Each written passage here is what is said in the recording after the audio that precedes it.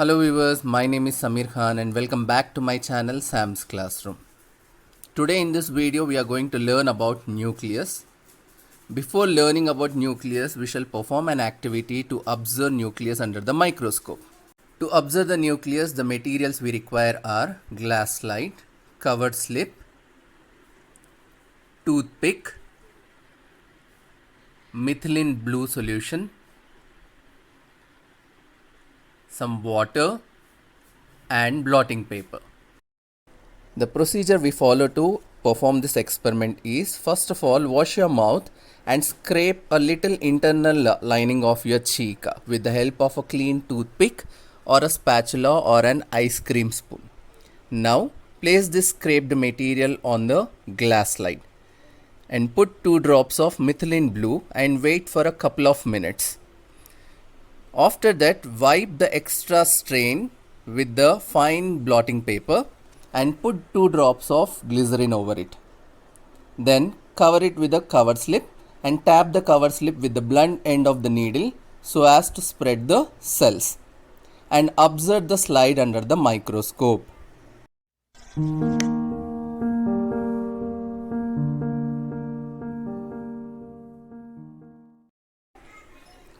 After performing your experiment, you observe these blue colored thin transparent structures under the microscope, which are called the cheek cells.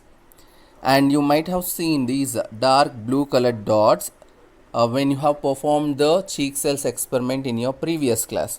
So these dark blue colored dots which are observed in the cheek cells are called nucleus. The precautions while you perform this experiment are, the first one is, do not scrape the cheek too hard because it may injure your mucosa. Mucosa is the inner layering of your mouth. The second one is, the scraped material should be spread uniformly on the slide, because if you do not spread it properly, the cells may gather together and it may not give you a clear vision. The third one is, the excess stain should be drained off, because the excess stain doesn't give you a clear vision. So the excess stain should be drained off. And the fourth one also, there should not be any air bubbles under the cover slip, because the air bubbles may interfere with the normal vision under the microscope. So these are the 4 precautions which we have to follow while performing this experiment. This is the structure of nucleus. It was named and was discovered by Robert Brown in the year 1831. And at the time when he discovered this, he had no idea about its function. But it is considered as one of the most important organelle of the cell. And even it is known as the control room of the cell, because it controls the functions of all the other cell organelles inside the cell. So that's why we even call the nucleus as the control room of the cell. See, the nucleus, it is the largest and most distinct part of the cell. And Schleiden, who was one of the proponent of the cell theory, he also thought that the new cells were created from the nucleus. So he even called it as cytoblasts. Apart from few exceptions, almost all the eukaryotic cells have nucleus in them. Red blood cells in some mammals, and phloem sieve tube in plants are the examples of the cells that do not have nucleus. Even these cells, they have nuclei in the beginning, but in the later stages this nucleus gets disappeared in these cells. Nucleus regulates and controls all the functions of the cell. It even determines the characteristic features of all the organisms, because it consists of genetic material. Genetic material inside the nucleus is present in the form of thin thread-like structure which is called as chromatin. And this chromatin, it carries genetic information. And this genetic information is passed on from one generation to the another generation. Nucleus is enclosed by a membrane, and this membrane, it separates its contents from the cytoplasm of the cell. and this membrane which encloses the nucleus is called as nuclear membrane or nuclear envelope. If you look inside the nucleus also contains a fluid portion which is called as nucleoplasm, and in the core of the nucleus you can find nucleolus. Nucleus also helps in participating the process of cell division, so which helps in formation of new cells. On the basis of presence or absence of nucleus, cells are classified into two types. Those are prokaryotic cells and eukaryotic cells. See, if a cell contains a well organized nucleus, then it is called as eukaryotic cell. And if a cell it does not contains a well organized nucleus in it, then it is called as a prokaryotic cell.